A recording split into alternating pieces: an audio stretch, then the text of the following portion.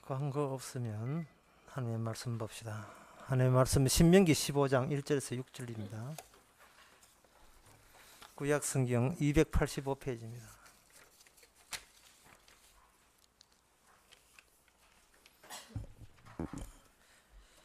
매 7년 끝에 면제하라. 면제의 규례는 이러하니라. 무릇 곧 이웃에게 구워진 채주는 그것을 면제하고 곧 이웃에게나 그 형제에게 독촉하지 말지니 이 해는 여호와의 면제니이다 칭함이니라. 이방인에게는 너가 독촉하려니와 내 형제에게 구인 것은 내 손에서 면제하라. 너가 만일 내 하나님 여호와의 말씀만 듣고 내가 오늘날 내게 명하는 이 명령을 다 지켜 행하면 내 하나님 여호와께서 내게 유업으로 주신 땅에서 내가 정령 복을 받으니 너희 중에 가난한 자가 없으리라. 아멘. 천국이 어디 있느냐? 참 천국이 보고 싶다. 천국을 한번 구경해보고 죽어도 소원이 없겠다. 이게 천국에 대한 염원 같은 게 누구나 있기 마련입니다. 성경은 그 천국을 하나님의 율법대로 이루어진 세계 이렇게 정의합니다. 율법대로, 하나님의 법대로 이루어지는 세계다. 그럼 그 법대로 이루어진 세계에서 그러면 법이 지켜지게 되면 그 현장에서 천국이 생겨난다는 논리입니다. 그럼 그 법이 뭐냐? 그 법을 지금 오늘 우리는 15장 1절에서 지금 보게 되는 겁니다. 여러 가지 법이 있습니다. 그 중에 또 하나의 법을 우리가 보게 됩니다. 율법인데 왜 7년 끝에 면제해라. 7번째 돌아오는 해에는 그저가 6년 동안 있었던 모든 빚을 다 청산하고 빚이 없는 것으로 돌려라. 이 채권자여. 채권자는 남한테 누굴 돈을 빌려준 사람은 제 7년째 되거든. 그 빚을 탕감해서 니 언제 니한테 돈 빌려갔는데 나 니한테 돈 빌려준 생각이 안 난다. 이런 식으로 아예 그 채무 채권 관계가 소멸되도록 그렇게 조치하라 라는 법을 이렇게 이스라엘 백성에게 내려주셨습니다.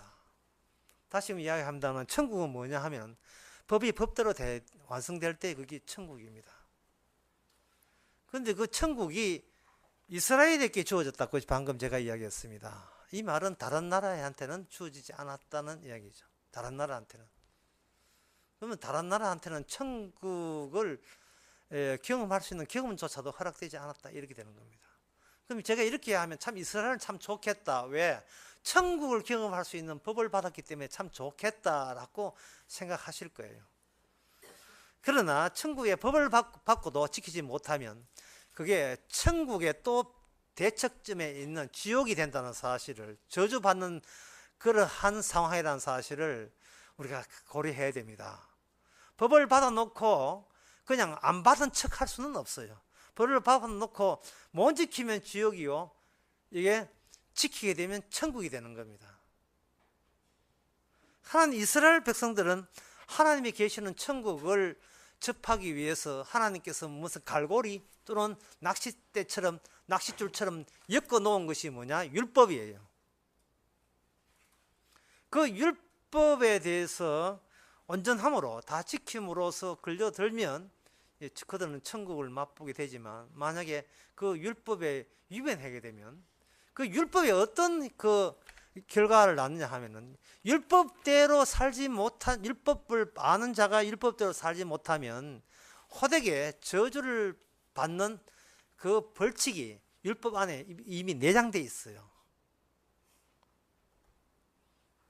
그러니까 그런 의미에서도 이방 민족들은 일단은 숨통이 트입니다. 받은 적 없습니다 하고 시침이 때문에 그만이지만, 이스라엘 사람들은 그게 그들의 미래가 되고 그들의 현실이 되는 겁니다. 지키면 복 받지만 안 지키면 저주받는다. 자, 그렇다면 이스라엘 백성들이 복 받은 적이 있느냐라는 질문이 유효할까요? 아니면 그들이 저주받은 질문이 있느냐라는 것이 유효한 질문이 되느냐 할 때, 우리가 아다시피 인간은 법을 완전히 지킬 수가 없습니다. 그래서 저주받은 그러한 역사를 살게 됩니다. 그렇다면 이 질문을 다시 하겠습니다. 저주받을 수밖에 없는 이스라엘 사람 중에서 이스라엘 역사 가운데 복받은 적이 있느냐라는 질문을 다시 던져보는 거예요. 복받은 적이 있습니다. 예, 기적을 받은 적이 있습니다. 어떤 경우냐 하면 그들이 할 수 있는 모든 가능성을 놓아버렸을 때, 그들이 할 수 있는 모든 행위에 의미를 두지 않았을 때, 자기 가치가 묵살될 때에 그 현장을 다시 돌아보니까 그것이 은혜의 현장이요 천국인 것을 그때 그들은 잠시 맛보게 됩니다. 자기 자신이 아무것도 아닌 것을 깨닫는 순간, 또 쉽게 말해서 내가 참 진짜로 죄인이라서 뭐라고 궁지렁궁지렁 할 자격도 못한다는구나 하고 짧은 순간이지만 그걸 알게 되는 그 짧은 순간만큼은 주어진 모든 것이 천국에서 내려온 선물로 온 택배로 온 선물인 것을 비로소 그들은 감지하지요. 근데 그 선물을 느끼는 순간 역시 나는 받을 만해 라고 자기 자신을 다시 등장시켜 버리면 그것이 그 축복은 사라지고 그게 저주의 물건들이 되는 겁니다. 그 부부 사이도 그렇잖아요. 우리가 부부 되기 위해서 서로 남녀가 사귈 때는 열심히 사깁니다. 그런데 일단 부부가 되게 되면 사귀는 것을 멈추는 경우들이 많아요. 특히 남자들이 그래요. 사귀어서 결혼했으니까 이제는 안 사귀어도 된다고 생각하는데, 여자는 그 사귈 때 좋았던 감정을 결혼하고도 계속 요청하게 됩니다. 내 마음을 얻기 위해서 계속 당신은 할 수 있는 대로 노력을 하고 사귀려고 애를 써봐, 이렇게 여자들은 요청한 반면에 남자는 이미 뭐 내 것 떼는데 사귀는 왜 사귀냐, 사귀다가 다녀자 사귀어야지 니를 왜 사귀, 이래 돼버린다고요. 이문 한 것을 올렸고 내 거 들었고. 결혼은 그게 아닙니다. 계속 사귀는 거예요. 아마 사귐의 강도를 더 증강해야 될 거예요. 그럼 남자들은 왜 했나 싶으죠. 빼도 박도 못하고 뭐 새바트 할 때는 그냥 물리는 셈으로 된 거죠. 어디 강아지하고 사귄 줄 알아요. 나 강아지가 새바트로 변한 걸 왜 사전에 미처 몰랐던 거면. 물면 안 녹는데 녹을 수가 있습니까? 녹으면 죽는데. 이걸 왜 그러냐 하면은, 결혼이라는 것은, 잠깐 줄여합시다. 결혼이라는 하는 것은 본인이 사라지는 거예요. 그걸 오늘 본문에서 면제라는 게 면제. 율법 속에는 면제 요소가 있을 때 그 면제 당함에 합류하지 아니하면 율법이 주는 천국의 맛을 볼 수가 없습니다. 율법은 복을 내가 소유하라고 율법을 준 게 아니고, 그 율법에 의해서 복 받을까 말까 하는 그 내 자체가 면제되는 요소에 함께 휩쓸려 가버리는 거예요. 내한테 10억 빚졌잖아, 10억 내놔 하다가 제 7번째 돌아오는 해에는 당신 내한테 그 10억 그 빚졌는데 내한테 갚을 필요 없어. 왜? 나는 없어졌으니까. 나는 없어졌으니까 내가 언제 당신 보고 돈 빌려줬어? 빌려준 적 없어. 왜? 나는 없으니까. 이게 7번째 돌아온 끝에는 이웃에게 비워준 채주는 그것을 면제해버리라 말. 이 말은 6년간 다 면제하는 말이고 7번째 돌아온 그 해에 빌려준 돈은 다 면제하라 그 말입니다. 몽땅 면제하는 것은 77이 49, 49년 그 다음에 오는 희년 때 다 면제해야 돼. 그때는 다 면제해야 되는데, 희년 되기 이전에 50년 되기 이전에 오는 그러한 7년째 빌려준 것은 그 해 면제해야 돼요. 그래서 돈 빌려도 6년까지 참다 7년째 그 돈 빌려 해야 되는데, 문제는 7년째 돈 빌리려면 1년부터 6년 동안 돈 빌려 와야 되는 그 대상자면 하나이기 때문에 뭐 이리 수가 잘 안 보이지는 않습니다. 7번째 돈 빌릴 것은 7번째 그 해의 것은 면제해줘라. 그렇게 되는 거죠. 그 면제하게 되게 되면 이걸 율법을 이 면제를 왜 인간의 일상은 이걸 왜 못 지킬까? 첫째 10억 빌려가고 두 번째 10억 해가 60억 빌려가고 일곱 번째 70억 빌려왔는데 일곱 번째 10억은 빼주고 60억 갚아라. 이거는 나도 지킬 수 있겠다라고 생각이 하시겠는데 그 율법을 인간들이 그렇게 지킬 수가 없습니다. 그것은 왜 하나님께서 일곱 번째 그것을 왜 면제하라는 그 이유도 모르면서 형식적으로 그냥 기계적으로 면제해 주는 것은 율법 지킨 게 아닌 게 됩니다. 율법의 정신을 해서 율법의 정신은 그 바깥에서 형식적으로 지킨 게 되기 때문에 그거는 율법을 지키게 못 지킨 게 돼요. 11조도 마찬가지. 10분의 1 된다고 11조 지킨 게 아닙니다.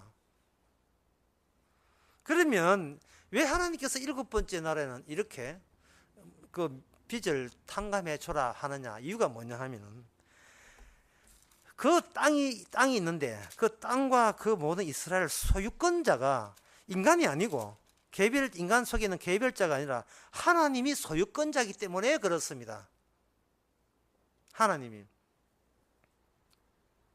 하나님께서 모든 채물권을 그 채권을 갖고 있어요. 모든 원리를 하나님이 홀로 갖고 있습니다. 그게 바로 천국이에요. 처음에 천국이 보고 싶으냐고 물었죠. 천국은 뭐냐면 모든 권리가 나에게 없고 하나님께 모든 권리가 있는 그 상태가 그게 천국입니다. 그것을 만약에 거부한다면 그것이 지옥이에요. 왜 지옥이냐 하면은 권리자가 이미 확정이 땅땅땅 확정이 되어 있는데 그 틈새에 지가 끼어들어서 이거는 내 겁니다 이렇게 돼버리면 니 맞을래? 이렇게 되면 그 맞는 게 저주가 되거든요. 저주를 사요 인간들이. 자꾸 내 거라고. 그러면 권리가 내한테 없으면 그럼 나는 아무것도 안 하면 되겠느냐? 아무것도 안 한 게 아니고 주님의 권리에 따라서 그것을 지시대로 움직여야 돼요. 요한계시록에 보게 되면 사람이 죽은 영혼들이 산다고 했는데 그 죽은 영혼들이 어떤 영혼이냐 하면 주님의 지시에 따라서 죽었던 자들의 영혼입니다. 주님의 지시에 따라서 죽게 되게 되면 자기 지시에 따라서 죽었던 사람은 죽겠어. 자, 일어나, 빨리 일어나. 자, 부활체계 일어나 하고 다시 부활시켜 주는 거예요. 혼자 지가 자살한다고 일어나 하지 않습니다. 살고 싶더라도 주의 지시에 따르면 죽어야 되고 죽고 싶더라도 주의 지시가 따르면 계속 살아남아야 돼요. 왜? 그 주도권이 오직 주님에게만, 신약에는 신약에는 예수님에게만 모든 주도권이 있기 때문에 그렇습니다. 그래서 그 빚이든 돈이든 땅이든 그 주인이 일곱 번째 해에 빌려준 것은 안 받지 마! 라고 주도권이 자기 주인 행세를 해버리면 그 시킨 대로 안 하면 되거든요. 그게 율법 지키는 거예요.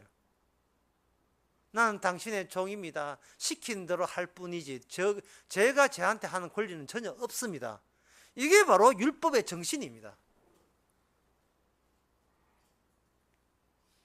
그러면 일곱 번째 그러면 우리 생각이 이래요. 처음부터 이제 제 일곱 번째 돌아온 날에 1월 4일 날 돈 빌리도라는 그런 일까지 깔끔하게 없었으면 좋겠다. 돈 빌리도라는 것은 생겨버리고 연말에 가가 그런 거 돈 빌려줬다 티내지 마라. 이럴 바야 차라리 처음부터 내한테 돈 빌려오는 그런 사건조차도 안 일어났으면 좋지 않겠습니까? 우리는 또 이렇게 머리 써가지고 그런 생각하거든요. 이게 중요한 거예요. 돈 빌려줬는데 안 갚아도 돼라는 말을 우리가 내한테 채무한 사람, 돈 빌려간 사람에게 이야기 함으로 말미암아 바로 그 채무 채권 관계로서 지금 주님과 나 관계가 그렇게 형성되어 있다는 것을 자인하는 셈이 되어버려요. 주님이요 오늘 또 살리는 것은 이건 주님의 권리며 주님의 권리 안에서 우리는 주님으로부터 돈 빌린 자의 입장에서 주님 앞에 예속되어 있고 종속되어 있는 삶을 삽니다. 이제는 날 죽든 살든 그거 모든 권한은 주님에게 있습니다라는 그런 고백을 우리가 그런 채무 채권 관계 속에서 놓여 있다는 것을 주께서는 이 율법을 통해서 이 7번째 면제하는 걸 통해서 우리에게 통보해 주는 거죠. 자, 그러면 설교를 처음부터 다시 하겠습니다. 처음에 뭘 했냐면 천국이 어디 있습니까? 참 보고 싶습니다 하는 쪽으로 제가 이야기했죠. 그러면 그 이야기를 확대해 봅시다.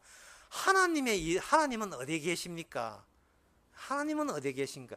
하나님은 계시기만 하면 내가 믿고 따르겠는데 하나님이 어디에 계신지 할 수가 없네. 이렇게 생각할 수가 있습니다. 요 설명과 우리 본문이 이 관련성이 있어요. 어떻게 관련성이 있냐 하면 매 7년 끝에 면제하라 이래 있거든요. 매 7년. 여기 제목이 오늘 설교 제목이 7입니다. 숫자로 7녀가 되어 있는데 이 7이라는 것은 하나님께서 천지 창조를 7일 만에 하셨다는 그 취지가 이 만들어진 세계 속에서 조금도 없어지지 않고 달아지지도 않고 계속 반복해서 적용되고 있다는 것을 말씀해 주는 거예요. 7을 거론한다는 것은 7의 원칙 따라 네가 살았냐라고 우리에게 묻는 겁니다. 그러면 7은 창조의 원리를 숫자로 표기한 건데, 자, 이제 설명이 좀 없더라도 좀 참으세요. 오해. 숫자라는 것은 반드시 숫자 헤아리는 사람에게 의미가 돌아오게 돼 있어요. 숫자라는 것이. 숫자를 나는 자식이 3명이야 하면 하나, 둘, 셋. 헤아린다는 것은 헤아린다는 것은 그 헤아림을 당하는 자식에게 어떤 권리가 있는 자가 바로 내가 헤아리는 권리를 가졌다고 지금 주장하고 있는 거예요. 우리 애가 3명입니다 라고 했을 때 애가 3명이 있습니다 하는 것은 보통 누가 이야기하느냐 하면 부모된 자가 내 애가 3명이라고 이야기하는 거예요. 내 애가 3명이다 또 4명이다 숫자를 헤아리죠. 만약에 그 사람의 부모도 아닌데 아이고 요거 5명의 애가 요래 있다 이래 돼 버리면 지나간 사람이 혹시 5명의 애가 혹시 아직 애매 부모 되십니까? 이렇게 물어볼 수가 있어요. 평소에 철이 철수 이렇게 이름을 불러줄 수도 있지만 숫자로 해야 된다는 것은 그걸 통합해서 나에게 속한 이 부분으로서의 통합적으로 숫자를 해야 되는 겁니다. 이름이 철수가 있고 철순이 있지만 이름 빼고 숫자로 아이고 내 새끼 셋이라고 하는 것은 그렇게 헤아리는 나만 통합적으로 하나가 된다는 뜻이에요. 쉽게 말해서 숫자를 헤아린다는 것은 숫자 당한 너희들은 너 고유의 어떤 권리가 없다는 것을 언급하는 겁니다. 그러면 내가 여기 있다는 것도 사실은 이건 잘못된 말이에요. 내가 여기 있는 것이 아니고 누구로부터 숫자일 수밖에 없는 내가 여기 있는 거예요. 그렇다면 우리는 주님 앞에 숫자로 헤아림을 당할 입장에 있고 그런 위치에 있는 겁니다. 주님께서 천지사는 7일 만에 창조함으로 말미암아 너의 고유의 너 자신만의 이름을 너한테 붙일 자격이 아예 없는 거예요. 결국은 너는 나에게 속한 일부로서 숫자로만 평가되고 숫자로만 판단될 대상에 불과하다는 겁니다. 그래서 숫자로 판단되는 그 모든 사람은 일괄적으로 움직여요. 일괄적으로 12지파 12라는 숫자는 하나님이 야곱 언약에게 내려준 그 표현 방법이거든요. 12 곱하기 12 곱하기 1000 이게 14만 4천입니다. 그 속에는 뭐냐면 하나님만이 너희들을 천국 백성 되게 한 권한이 있다는 것을 10이라는 숫자를 표기하면서 집어넣는 거예요. 그 말은 뭐냐 하면 사적인 노력과 개인적인 역량으로 구원받는 게 아니라는 것이 그 안에 같이 담겨 있는 거예요. 12로 또는 7로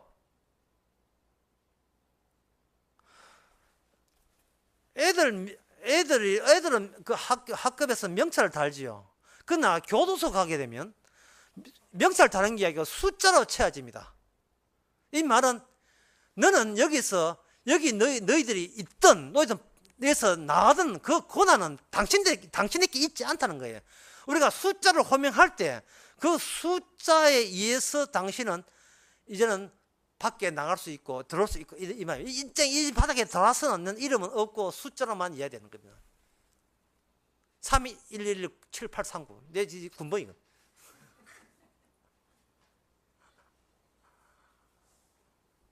죽음은 이름이 아니고 죽음은 그 군번으로 말하는 겁니다. 여기서 이미 하나님의 법에 의해서 축복받든지 아니면 저주받든지 우리가 선택할 수 없는 선택이 강요당한 선택에 의해서 점점 더 하나님의 세계, 하나님의 계획한 계획으로 우리가 닮아갈 것이에요. 그러나 이 숫자로 호칭되는, 숫자로 지목되면 그 숫자 속에서 뭐냐 하면은 하나님만이 주가 되시고 모든 권리는 하나님에게만 있다는 내용이 율법을 통해서 우리에게 제공될 때에 인간의 자존심은 거기에 허락하지 않습니다. 인간은 거기에 반발합니다. 이 법은 나도 지켰습니다. 7번째 해에 있는 빚은 내가 탕감했습니다. 그러니까 나만의 고유 권리를 우리에게 허락하소서 이래 나와요. 그러면 11조 하고도 지옥 가고 7번째 해에 면제해주고도 지옥 가요. 하나님은 말합니다. 너희는 이스라엘이라는 위치를 네가 일반 사람과 혼동하지 말라는 거예요. 여기에 보면 여기 3절을 보세요. 이방인에게는 네가 독촉하려니와 네 형제에게 꾸인 것은 내 손에 면제하라 되었어요. 7번째 해에 면제하는 것은 이방인에게 해당되는 것이 아니고 이스라엘 사람에게만 해당되는 겁니다. 이렇게 되면 이스라엘 속에서 나는 내 혼자 산다는 말은 이스라엘 속에서는 해서는 안 된다는 거죠. 네가 이스라엘 백성 같으면 하나님 때문에 산다 이래야지. 나는 내가 노력해서 네보다 낫다는 소리를 해서는 안 돼요. 너는 가난하고 내가 부자 된 것은 너를 지으신 하나님 때문이지 내 때문에 내가 잘나서 훌륭해서 부자 된 게 아니라고 해야 돼요. 가만 듣고 보면 약 올리는 이야기가 되죠. 니는 가난이 팔자라서 가난해야 되고 나는 부자 될 팔자라서 부자 되었어. 그러니까 내한테 가서 질투하지 마. 기붙지 마. 나도 이게 부자 된 것도 나도 힘들어 죽겠어. 나도 내 마음대로 안 돼. 이게 약을 오르는 건지 자랑질 하는 건지 들어보면 참 구분이 안 되죠. 이스라엘 특징은 그렇습니다. 가난이든 부자든 모든 사람은 율법에 일괄적으로 혜택이 있게 되어 있는데 왜 이스라엘이 망했느냐? 이스라엘 망한 이유가 우상을 섬기기 때문이고 그 우상을 섬기게 되면 안에 계급이 생겨버려요. 소위 내가 열심히 우상을 열심히 신에게 잘 했기 때문에 부자 됐다는 부자와 가난한 자가 격리가 되어버리면 이웃을 사랑하라는 법에 위치가 되면서 내부적으로 가난한 자의 권리를 부자가 다 뺏어간 셈이 됩니다. 그러면 선지자들은 가난한 자의 편에 서서 사실은 가난한 자의 편에 서는 아니고 주님 편에 서서 가난한 자를 돕지 않았기 때문에 너희들은 부자들은 망한다 이렇게 되는 겁니다. 그게 계속해서 이스라엘의 원리를 율법으로 유지를 하려는 거예요. 자, 그렇게 된다면 지금 제가 처음에 설교할 때 얘기한 게 천국이 보고 싶습니다. 하나님 보고 싶습니다. 이게 보고 싶다. 죄지면 죄지을수록 그 보고 싶다는 점점 더 가까이 지금 내항하고 있는 것으로 여러분 생각하시면 되는 겁니다. 왜냐하면은 내가 내 덕으로 내가 잘났기 때문에 내가 가난한 자는 나는 이스라엘 내부에서 가난한 자는 나는 개무시하고 살겠다 이렇게 할 때에 그것은 일종의 뭐냐 하면은 하나님이요 신이시여 이건 내 거니까 손대지 마시고 가난한 자에 대한 어떤 언급은 내가 밀치겠습니다. 밀어내는 거예요. 밀어내게 되면 밀린 쪽과 밀어내는 쪽이 여기 경계선에 성립됩니다. 자, 천국은 어디 있느냐? 하늘에 있겠지. 주님 어디 있느냐? 하늘에 있겠지. 천만의 말씀입니다. 히브리서 13장 12절에 보면 이렇습니다. 13장 12절에 보면 그러므로 예수도 자기 피로서 백성을 거룩게 하려고 성문 밖으로 고난을 받으셨느라. 밖으로 밀려갑니다. 성문 밖이 뭐냐? 쓰레기장이에요. 그 쓰레기장으로 밀려갑니다. 그걸 어떻게 했나? 그게 바로 지옥이라는 곳에 주님이 거기에 가요. 이스라엘 백성들이 떠미는 곳에 주님이 거기에 계십니다. 떠밀리죠. 사실은 떠밀리는 거예요. 천국이 보고 싶다. 지옥이 보고 싶다. 그걸 달리하면 율법의 완성이 어떤 모습인지 보고 싶다. 같은 말이에요. 율법의 완성이 보고 싶습니까? 그렇다면 나의 욕심으로 떠밀린 그런 현상과 그런 일들이 일어날 때 바로 그쪽이 바로 천국이 멀리 있는 것이 아니고 우리 가까이 천국이 우리를 고발하고 있구나 하는 것을 발견하게 될 것입니다. 숫자가 모든 것을 통일한다 했죠. 베드로전서 5장 9절에 보면 이런 말씀이 있습니다. 5장 9절에 보면 너희는 믿음에 굳게 하여 저를 대적하라. 이는 세상에 있는 너희 형제들도 동일한 고난을 당한 줄 알미라. 동일한 고난. 고난을 동일하게 봤는데 그 동일한 고난이 어디서 나온 고난이냐 하면 세상으로부터 밀리는 고난이에요. 다시 말해서 예수님이 당했던 고난이고, 예수님은 누구냐? 율법의 완성이고, 결국은 이 땅에서 천국은 보고 싶다고 하면서 사실은 천국을 떠밀고 있는 건 자는 누구냐? 바로 우리 자신들이 천국을 떠밀고 있는 셈이에요. 그래 놓고 천국이 있느냐? 하늘을 살피고 있습니다. 이걸 오늘날 우리에게 사도 바울의 복음에 적용시키면 내가 나를 못 살게 울어요. 내가 좀 편하게 살고 싶은데 왜 또 내가 또 그런 또 말썽을 일으켜? 나는 내 때문에 못 살겠다. 주님이 은혜로 지어준 나와 기존의 애굽적인 생활, 돈만 있으면 살겠다고 고집부리는 나와 이게 내 안에서 계속冲突을 일으킵니다. 그래서 누가 누구를 자꾸 나가라 하냐 하면 옛날에 살던 돈만 있으면 최고다는 그것이 나는 주님의 용서받아 살아 하는 그것을 계속해서 내가 구박하는 거예요. 내가 시험의 짓을 하는 겁니다. 아무것도 순진무구한 주님 쪽에서 밀어준 그 내 모습을 힘만 의지하고자 하는 육적인 욕심을 가진 내가 나를 구박하는 거예요. 내 안에 또 내가 있으니 이런 로마서 7장의 내용이 바로 지금 성도의 마음을 구성하고 있습니다. 일곱 번째 돈 빌린 것은 그거는 갚아라고 닥달 내지 마라.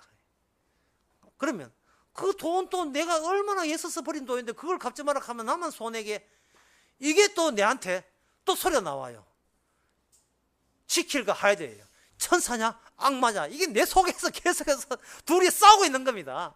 그게 내 돈인데 아니 하지 말았는데 그러면 형식적으로 7년째 탕감해준다 해놓고 다음 해에 그때 탕감한 거 반만 돌리도 이렇게 나올까? 온갖 생각을 다 하고 내가 또 이걸 갚아라 하지 않으면 주께서 또 30배, 60배, 100배 또 갚아준다니까 또 역시 돈 있어야 산다는 내 본성에 맞도록 또 30배 더 채워줄 수도 있지. 또 혼자 기하는데 주님께서는 뭐냐 하면 바로 그 같은 꼼수 때문에 주께서는 십자가를 영문 밖에 나가서 줬어요. 아무도 이해하지 못하는 그들이 싫어하는 쓰레기통에서 주께서는 거기서 고난을 받았고 네가 그 고난의 자리에 와야 비로소 주의 재림이 보인다. 하늘이 보인다. 아까 히브리서 13장이면 거기서 오직 장차 올 것을 찾나니 이로써 우리가 예수 그리스도를 말미암아 항상 찬미의 제사를 드립니다. 이래 되었어요. 이제 말씀을 맺고자 합니다. 천국 가는 길 몹시 기대되지만 막상 이미 우리와 함께 있어요. 이미 우리와 함께 있는데 우리가 너무 세상에 독하게 집착하다 보니까 천국이 각각 숨이 다 막힐 것 같아요. 천국이. 길가에 민들레가 아름답지요. 그 민들레 꺾어가지고 집에 놔두면 집안 식구들이 싫어합니다. 그거 뭐 가만 놔두지 왜 꺾어봤느냐. 또 어떤 사람이 민들레 마을만 가는 길에 난 민들레가 참 좋아 이렇게 하니까 그 다음에 뭐 자기한테 프로포즈 하면서 민들레만 이만 꺾어오게 되면 누가 민들레 달라 했어요. 돈 달라 했는데 그것도 모르고 눈치도 없이 민들레만 꺾어오는데 어디 민들레 먹고 살까. 저는 그 남자들이 여자한테 프로포즈하면 장미 끊는데 난 진짜 싫어요. 장미 그거 하지 말고 장미 백송이 돈이 얼마인데 돈으로 좀 좋지 그걸 장미를 왜 걸 겁니까? 돈은 시들지 않습니다. 좀 좋은 소리 좀 받아 적어요. 그냥 장미는 시들어 버립니다. 현타는 오래 가지만 장미는 곧장 가요. 우리의 육은 죽을 때까지 천국을 싫어할 거예요. 미워할 거예요. 그런데 끈질긴 주님께서 계속 천국을 들이댈 겁니다. 네가 가야 될 세계는 네한테 핍박받은 그런 모습으로 다가온 예수님과 네가 영원히 살 거야. 왜? 너는 숫자니까. 기도하겠습니다. 하나님의 아버지, 지킬 수 없는 율법, 하나님 대신 지켰다는 소식을 품에 안고 계속 끈질기게 우리에게 다가오니 우리들이 몸둘 바를 모르겠습니다. 돈만 있으면 산다는 우리 앞에 말씀으로 산다는 주님과 대결할 때에 주님을 핍박하지 않게 하고 오히려 참미케 하옵소서. 예수님의 이름으로 기도합나이다. 아멘. 찬송가 384장 합시다.